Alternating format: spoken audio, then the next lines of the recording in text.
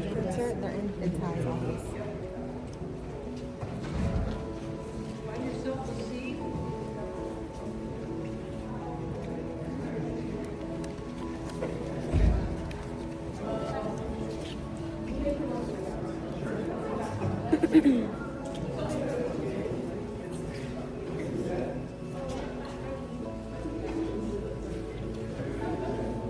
We only have 30 people seats. Yeah. I was trying to get the people as they're coming in.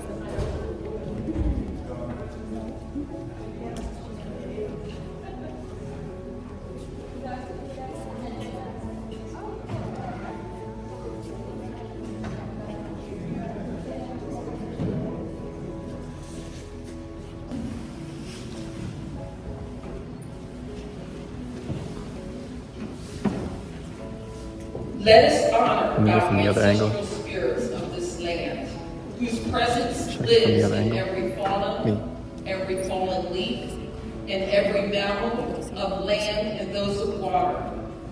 May their ancient vibrations guide us as we uplift our sacred symbiosis.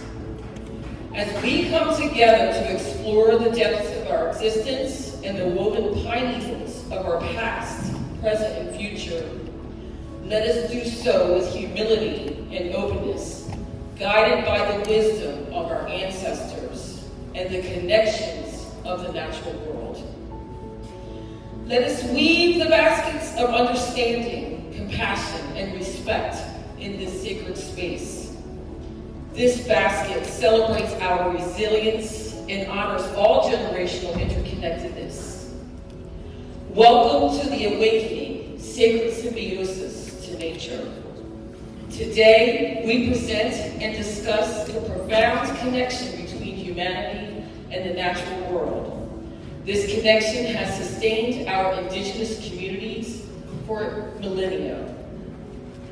We must confront the profound impact of European contact on our indigenous community. The effects vibrate through generations, leaving scars of cultural erasure, land dispossession, and systematic oppression. Our ancestors endured the unimaginable hardships, yet their resilience and spirits endured within us. Acknowledging this painful history and its ongoing implications is imperative as we navigate our path forward. We recognize capitalism's relentless pursuit of profit that has inflicted deep wounds upon our indigenous community and environment. The egregious quest for wealth has often come at an expense of our sacred lands, biodiversity, and traditional ways of life. We must confront those that exploit and the forces that threaten our existence and advocate for sustainable practices rooted in respect for nature and indigenous rights. By facing these challenges, we find there is hope. With the establishment of the Cohanzick Nature Reserve, we reclaim a piece of our stolen heritage. In this sanctuary, our community can reconnect with the land and through each other. We continue our sacred symbiosis with nature, dancing with the trees and drinking the water. Experience the sacred ground as you seek peace and renewal. Stand barefoot on the moss and lichens to feel the earth's pulse beneath your feet. Gaze at the tranquil pond and marvel at the wonders of life teeming within. The scent of herbs on our fire awakens your senses, filling you with purpose. In embracing our ways of connection to nature, you awaken to the light and vibration within yourselves. You transcend barriers of division and arrogance and rediscover the unity that binds us all. Together, we look for a future where indigenous wisdom with ecologically harmonious flourishing and the next 7 generations find peace in Mother Earth's embrace. In this symbiosis sanctuary, we witness nature's majesty and heed the wisdom. The answer for a more sustainable and equitable future lies in awakening to the delicate balance of ecosystems, and we are a part of this circle. Thank you, and may your journey together be guided by light and understanding of the awakening to sacred symbiosis. It's my pleasure to introduce our panelists today. Todd, Annalise Cooper, Chief Mark Whitehawk, George, and Bobby Durham. Our first question is, what are the effects of European contact on our community? Well, I can go. European contact to our community. Well, for me, being a mother of 3, I feel like I'm greatly affected by this for the simple fact of medicine and how our tribe and community used to treat ourselves for different ailments with the herbs and you know what Mother Earth provides us. And now I have to be influenced by medicine to do things that could, you know, potentially harm our body with poison. And although the medical field is there when I need it, but for the most part, I think that natural medicine can bring us to homeostasis, a center and balance where our body needs to be more than medicine can.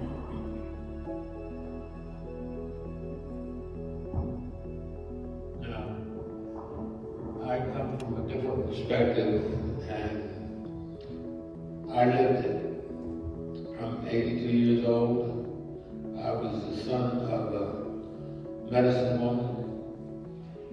We did things from the earth. Most of the things that we did, some of the things we did was uncurable by medicine, but my mother did it.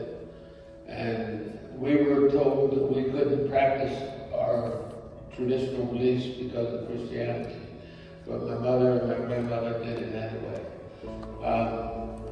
Just to show you an example, my brother and I would go out with my mother while she gathered her herbs, and we didn't pay any attention to what she was doing. We were climbing trees and doing whatever we had to do. Then we'd gather the herbs and bring them back to the house, put them in the oven, dry them, and then she would make salves out of them. And we had no idea the impact that it had on our life because we didn't go to the doctors. We lived off of what nannies, my grandmother, and my mother made for us to save our lives. And one of the things that we tried to do is we tried to pass that down to my children. Thais is my daughter that's here. That my mother took her out to gather the herbs and taught her what they were about. And we didn't need anybody else. We kind of lived off the land, and we didn't actually plow the land and grow things. We just went out and picked things. And that is just, we would go out and make the sassafras root. You didn't get the white one, you get the red root. It had more power to it. And my mother could cleanse you just by drinking the tea. The chickweed, she'd go out and get chickweed and make a salve out of it, and then you could heal almost anything that was wrong with you. That's the kind of lifestyle that we grew up in. We just took it for granted until my mother took my children out and explained things to them. Because when my brother and I were coming up, we didn't pay any attention to it at all. The ladies showed me how many minutes I got. Well, I'm going to add that, I am an herbalist, yet because now in this day and age, because we don't have access to be considered an herbalist because of degrees and certain things, that there's no way to really help the new generation to heal.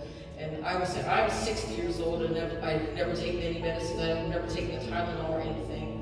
And you know, if there's an ailment in myself or my family, that I would research the herb.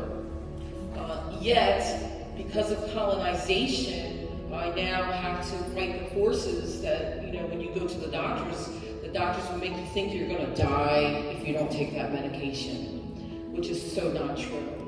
And, you know, when somebody comes to me, my issue is now that if I give them a tea or a remedy, they have to check with their doctor if that medication, the synthetic medication, is something similar to the teas that I prescribe, so therefore they can't take the natural herb. So that's the effect. Does anybody else have? Do you feel that you still have to keep that practice? Because that was one of the things that separated our people by colonization, is that we could no longer practice those ways. I feel like it's very important to keep. Like I said, medicine from nature brings you back to your center, your homeostasis, and putting things into your body that is, you know, prescribed by the doctor, I feel like, can definitely take away from that homeostasis, from that center point that we all want to be in, which causes, you know, us to feel like ourselves again, really. But you need a medicine to treat a side effect for that medicine, and then you need more medicine to treat a side effect for that medicine. Our next question is, how did capitalism affect our community? Well, capitalism affects our community by stripping the environment of its natural resources. And not only that, it doesn't replenish its natural resources.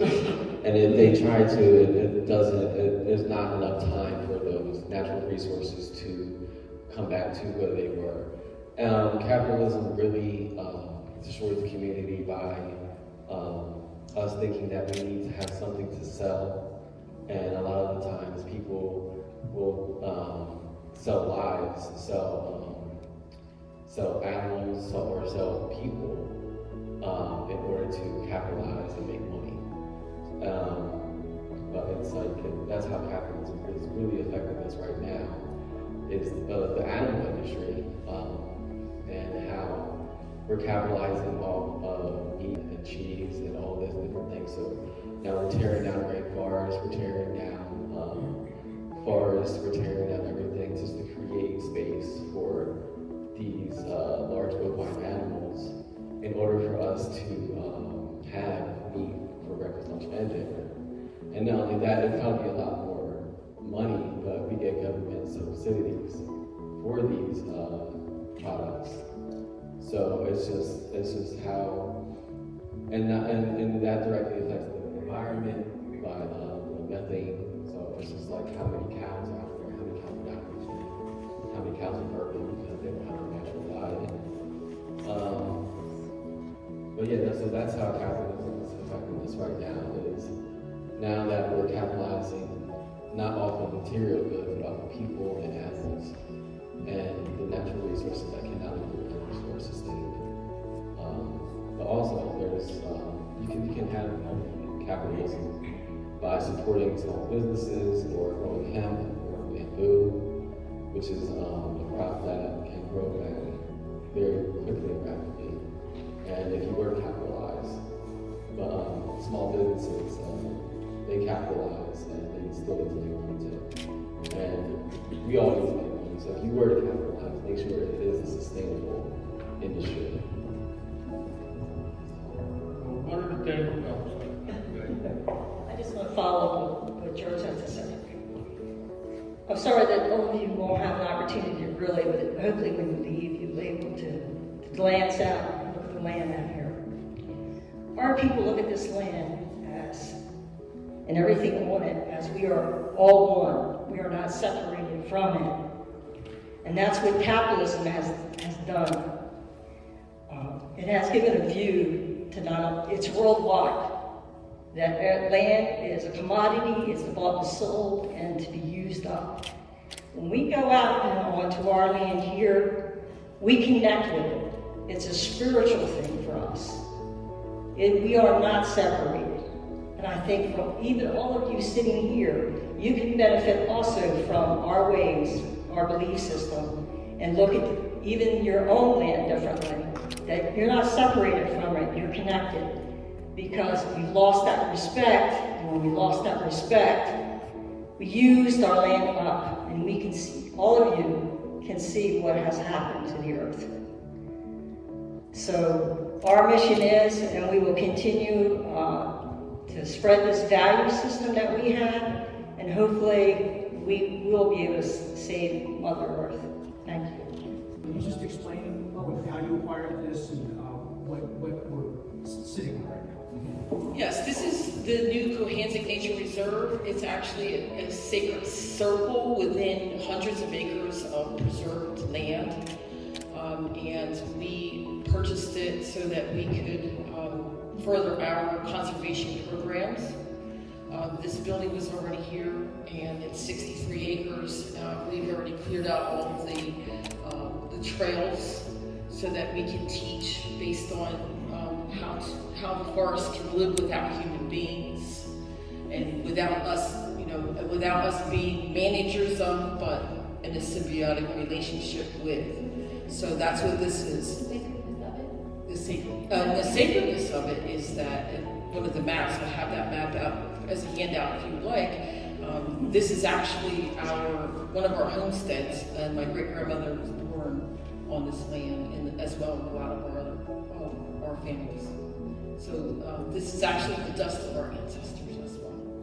So we didn't look for it because of that, and that was not our deciding factor because we don't believe you can own land.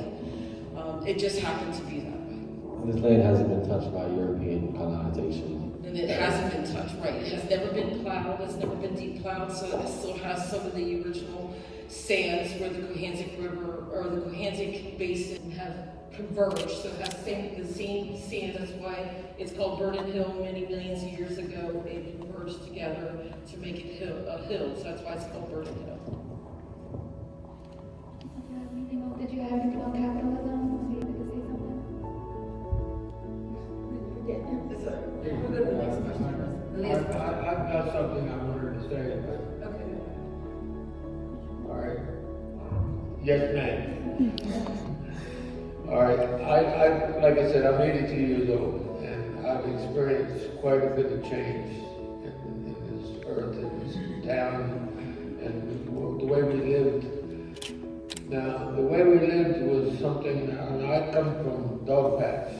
I know you guys are old enough to know about Little Ivor, but it was just like dog patch in the story. But the good part about it is nobody went hungry.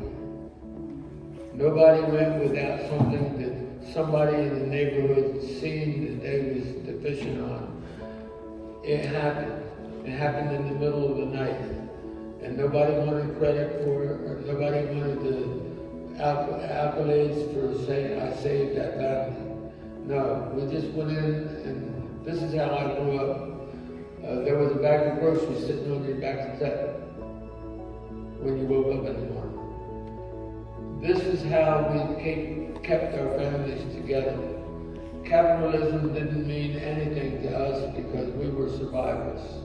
And in order for you to survive, you had to take care of your neighbor, your cousins, your relatives, to make sure that they were safe so that one day that they could do the same thing for you. And that's why after all these years, we are still here. The last question is, what steps can we take to bring us closer to sacred symbiosis? I think that the more people that experience our native ways that we have never lost, that's going to be the step that's going to get everybody closer to being one with nature. Things like grounding, different yoga techniques, basically going back to medicine, taking things from the land that can come back, that could actually like help you. I think that would be a good way to come back. Also, helping each other in the community, as in bartering, trading, instead of doing things for profit and gain. By just being in the present moment, just being, and just taking it all in nature, just taking in the air, the sounds, the smells, the sights, and just being, and like maintaining that present moment in that, in whatever you're doing. It gets back to what I originally said, it's just changing your mindset of how you look at nature, how you look at land, that it's something we're all connected to, and most of all, our life depends on it. So I just wanted to say, hi, thank you. First of all, this is wonderful. I was so honored to walk in and see you all set up and ready for us like that. And we're very sorry we were late. One thing I hope you can do, Ty, is send me and Frank the names of all these wonderful people, so we'll have that record because we're journalists, after all. We have time for a couple of quick questions. We do need to leave in 5 minutes. Okay, we do. So, does anyone have any quick questions for the group? And then we can walk outside. She has the mic right there too.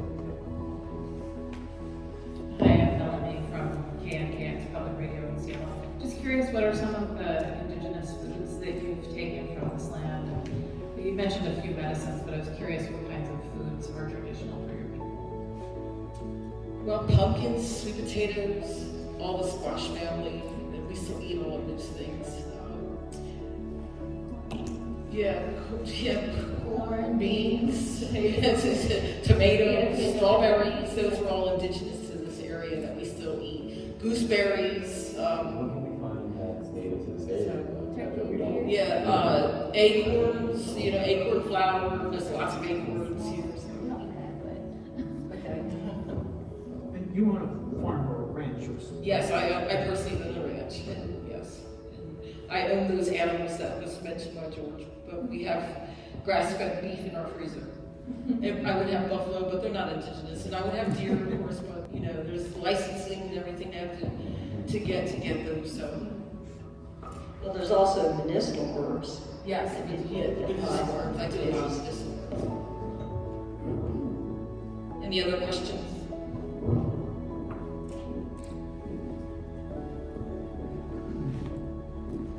Hi, I'm Maria Lynchman. I'm just a freelance writer. This will be open to the public sometime in the future for exploration. Can you talk about when that will happen? Yes, it'll happen as soon as Quinton Township gives us the certificate of occupancy. So as soon as that's it, it's open. Okay. Well, we will continue the conversation. If you can stay in touch with us, we appreciate that. Thank you very much. Thank you. Thank you for visiting. Thank you for all the time.